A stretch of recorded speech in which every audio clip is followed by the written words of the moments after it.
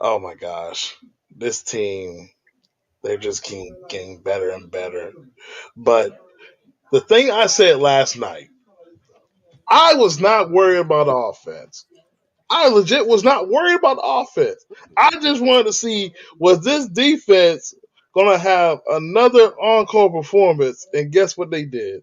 They had an encore performance, 7 sacks, multiple tackles for loss. Defensive line showed up, 13 points allowed. We have given up.